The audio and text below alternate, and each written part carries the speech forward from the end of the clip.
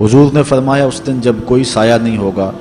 7 اشخاص کو اللہ تعالیٰ اپنے عرش کا ٹھنڈا سایہ بخشے گا۔ ان میں سے پہلا عادل حکمران ہے، دوسرا وہ جوان جس کی جوانی اللہ کی یاد میں گزری، عبادت میں بسر ہوئی، تیسرا وہ شخص کہ جس کا دل مسجد کے ساتھ لگتا ہے، چوتھا وہ شخص جس کو کسی عورت نے دعوت گناہ دی یا کسی عورت کو کسی مرد نے دعوت گناہ دی تو اس نے جواب میں کہا میں اللہ سے ڈرتا ہوں، اور پانچواں وہ شخص کہ جس نے